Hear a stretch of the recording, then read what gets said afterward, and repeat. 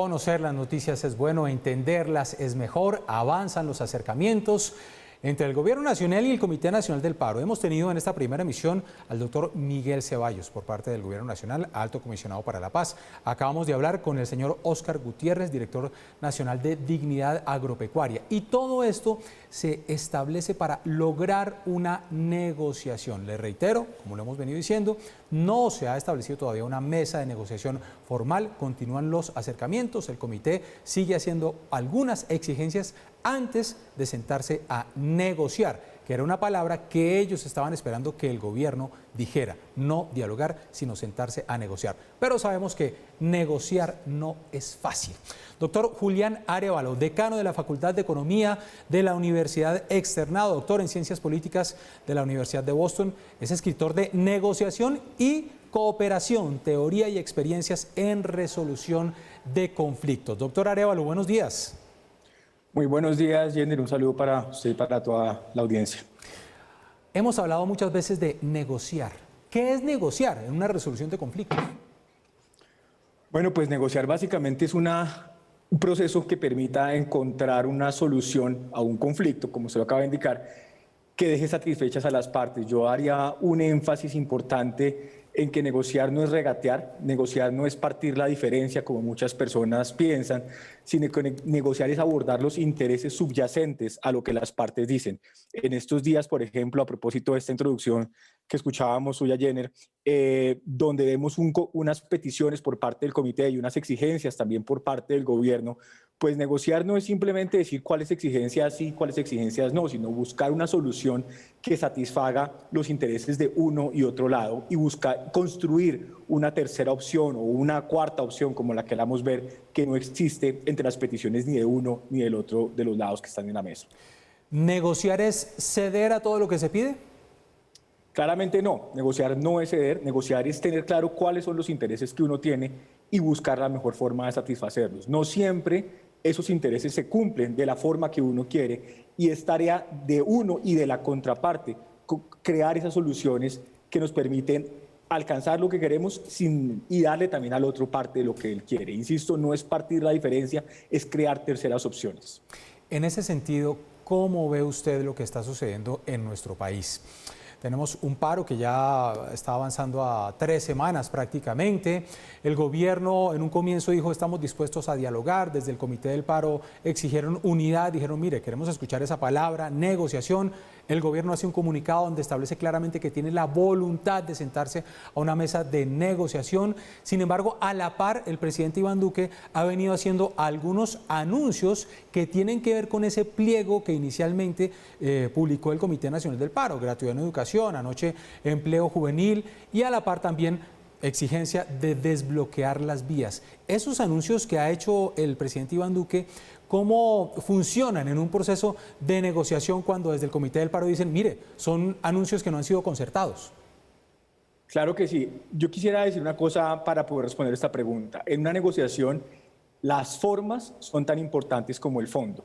Es decir, no basta que yo haga una cantidad de concesiones, no basta que yo diga que voy a hacer una cantidad de cosas que a la contraparte le podrían interesar, siempre y cuando no lo haga de la forma correcta. ¿Dónde me reúno? ¿Con quién me reúno? ¿Cómo voy vestido cuando me reúno? O sea, si por ejemplo, como nos ha pasado en ocasiones anteriores, el presidente va vestido con la chaqueta de la policía, por poner un ejemplo, pues esto manda un mensaje que es incorrecto y insisto, independientemente de lo que de fondo se esté haciendo, las formas pueden dañar el proceso. Frente a las concesiones que acabas de mencionar, Jenner, hay 3 elementos que me parecen importantes en una negociación y que comentamos en el libro. 1, la dignidad.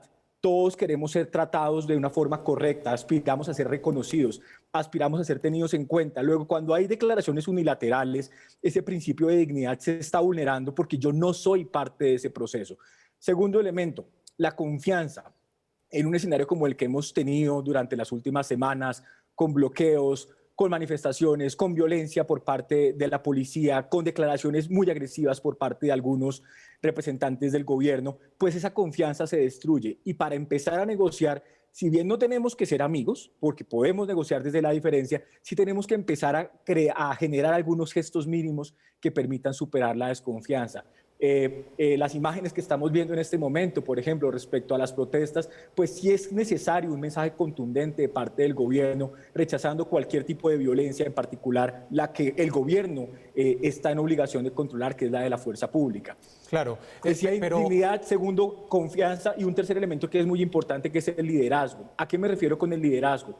No solamente a emprender la negociación, a hacer propuestas, a tener la voluntad, a sentarse con las partes, a abrir mesas de diálogo, sino también a construir los textos de los acuerdos. Una negociación normalmente termina en un texto, un escrito que las partes involucradas suscriben. Si no tenemos la capacidad de producir esos contenidos, de buscar puntos de acercamiento, de tener ese liderazgo para resolver esas diferencias y escribir un texto conjunto, pues va a ser muy difícil. Y en este caso también hemos visto, desde luego, un problema importante de liderazgo, sobre todo por parte del gobierno. Doctor Arévalo, en ese sentido, usted ha dicho, hace falta tal vez un pronunciamiento más contundente por parte del gobierno nacional en cuanto al uso excesivo por parte de algunos miembros de la fuerza pública. Pero en ese mismo sentido también le pregunto del otro lado, ¿no hace también falta un pronunciamiento más contundente por parte de los miembros del Comité Nacional del Paro en el rechazo, por ejemplo, a los bloqueos? Claro que sí, claro que sí. En una negociación son las dos partes. Hacía el comentario sobre el gobierno porque claramente el que más está preparado, el que más capacidades tiene y el que más responsabilidades tiene en este tipo de situaciones tan asimétricas, pues es desde luego el Estado colombiano o el Estado que sea en cualquier otro escenario. Pero desde luego, las dos partes tienen que empezar a tener gestos de acercamiento, gestos que contribuyan a construir la confianza y a reducir las tensiones que existen en un momento tan complicado como este. Estábamos muy pendientes el fin de semana, reunión 2 de la tarde, Comité del Paro, Gobierno Nacional, y todos esperábamos que tuviéramos humo blanco ese mismo día. Obviamente no iba a ser así, pero siempre una expectativa de que estas negociaciones, de que se llegue a algo rápidamente. ¿Cómo son los lapsos de tiempo en estas negociaciones? No, yo diría todo lo contrario más bien. Estas negociaciones son muy complicadas y lo que uno debería pensar son en procesos más que en eventos. Es decir, vamos a arrancar un proceso, vamos a empezar a escucharnos, vamos construyendo gradualmente.